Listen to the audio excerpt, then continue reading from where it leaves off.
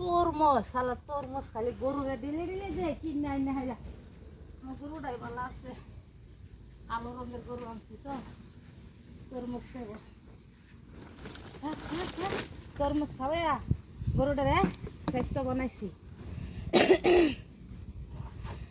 কার বাড়ির কালা গরু কিনলো রে আমার কিনা কিনা তরমুজ সব খাইলো রে আমার গরুটা বালা রে খাম না তরমুজ খাও